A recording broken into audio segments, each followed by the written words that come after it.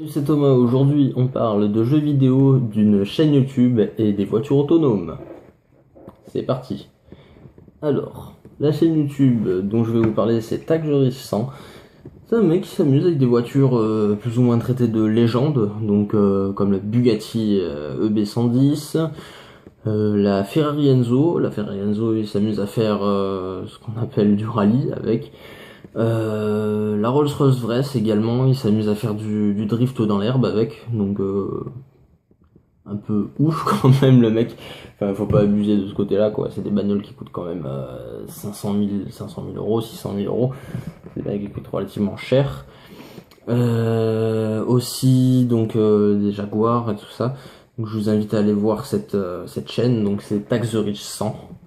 Ensuite, on va parler jeux vidéo. Donc, ce qui est jeux vidéo, donc je vais vous parler des deux grosses sorties en jeu de voiture dernièrement. Donc sur Xbox One, Forza Horizon 2, je pense que ça vous parle. Et également sur PS4, Drive Club. Donc le principe des deux, c'est un peu le même. C'est la création d'équipe. Créez votre équipe, vous faites des road trips. Vous faites des courses soit entre joueurs, soit contre des bots, et vous vous éclatez quoi, tout simplement. Après, la seule différence, c'est la plateforme, donc Xbox One, PS4 et la map. La map sur Horizon, ce sera plus sur l'Italie et la French Riviera, alors que Drive Club, ce sera plus aux États-Unis. Alors, pour ce qui est maintenant des voitures autonomes, on en a beaucoup parlé au CES de Las Vegas. Donc cette fameuse Audi A7 qui se gare toute seule. Donc ça c'est à voir si vous l'avez pas vu hein, sur la chaîne 01net pour ne pas citer.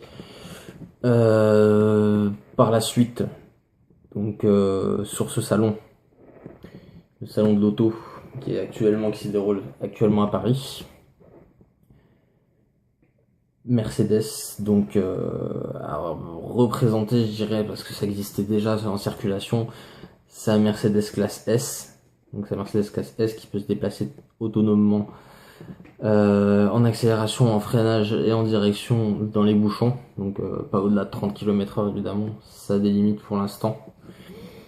Et BMW qui fait parler de lui avec une vitesse doublée par rapport à Mercedes, donc 60 km/h. 60 km/h, ça peut très bien être envisageable dans la circulation normale.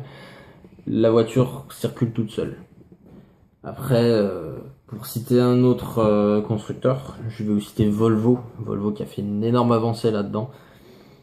Donc qui fait circuler des convois de véhicules, des convois entiers, c'est-à-dire 5 véhicules sur l'autoroute avec de la circulation et ça fonctionne très bien.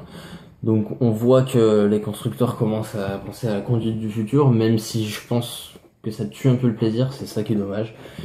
Mais bon, ça on verra plus tard de toute façon.